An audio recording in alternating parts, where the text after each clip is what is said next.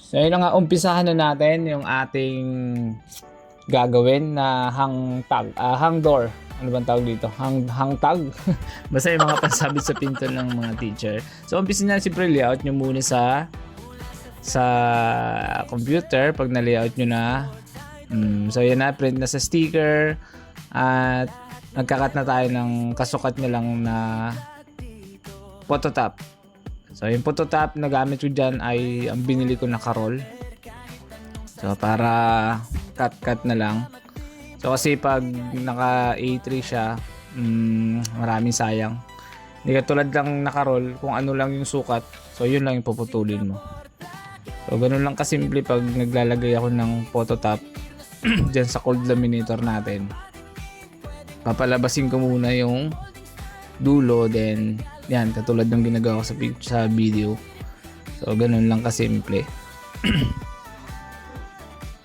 So yan na, isang mabilisang pagluwa ng cold laminator. Tapos na. So gamit natin dyan ay A3. So A3 nga na 5mm yung kapal.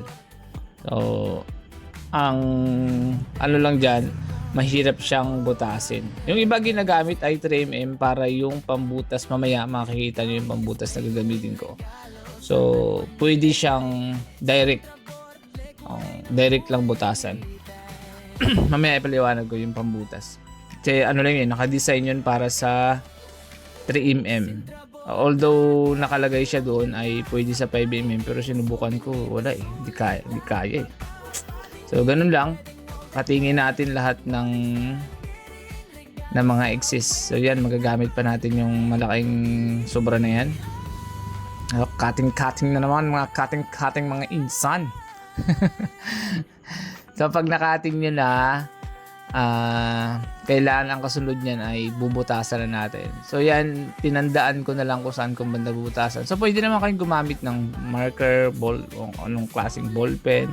Kasi kahit sulatan nyo okay lang ng maliit na para matandaan nyo lang.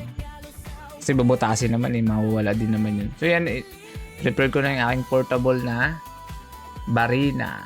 So pwede naman direct. Yung unang ginagawa ko din na direct ko, pero medyo mahirap. So dyan ako mas nadalian. Binubutas ko ng barina. Mas madali siyang lagyan ng eyelet. So lalagyan kasi ng eyelet yan, yung maliit na klase ng eyelet. Yung gold. So pag nabutasan nyo na, ang bubutasan lang na 4 ay yung sa taas na part, yung first and second layer. So yan yung third layer na yan, yung binubutasan na yan, ano lang yan, hindi nyo nabubutasan yung ilalim. So yan yung eyelet na nabili ko sa online. Yan din yung pang puncher nya, yung stainless na yan, yung sa tabi. At yung isang plastic ay balls, ano lang tawag dyan, balls, string balls. Nalimutan ko lang yung tawag dyan. Yung lalabas ko na lang yung screenshot ng shop sa Shopee. So yung isa naman ay jute string, yung pangsabit sa taas. So ganun lang kasimple pag naglalagay ako. Ayan. Lalagay ko lang taas baba. 5mm kasi hindi aabot. So nilagyan ko ng taas at ilalim, din ipipress ko na. Pag nagkita sila, so maglalak na sila doon sa gitna. Silang dalawa magkakagatan. Yun yung pinakalock nila pag nagkagatan silang dalawang Saan man nilagay, Sintra board, play kulay ng buhay ay litay.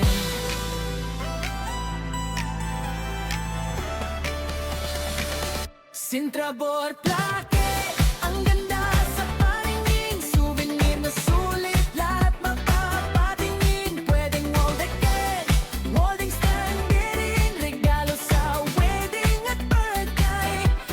So ganun lang, ilalak nyo lang yan, and then ganun lang kasimple. Dati kasi ang ginagamit ko ay jute string pa, pero nung kalaunan mas nagustuhan ko yan. Mas maganda siya gamitin. So yan na ano ko na. Yung jute string, yung kulay parang ano na yan, maroon or O ano ba yan? Ibang kulay yan. Ano na ako Color blind na ako So yan, ano lang, estimate nyo lang yung haba. Isuot nyo lang naman dyan, din okay na. Pag binigay nyo sa kanila, pwede nyo puluputin na lang. Yan, puluputin nyo yan. Tapos sabit na kaagad sa pinto. Ganun na kasimple, meron na kayong hang door ng mga teacher or pwede rin sa mga family or sa mga pinto nila. Halimbawa, Asyaw family. Welcome to Asyaw family. Ganun lang. Pwede naman. Hindi lang po ang teacher, mas marami rin naman siyang magagawa. Ang iba't ibang klase ng yan na, sabit na sa pinto. Diba? Ganun lang kasimple guys.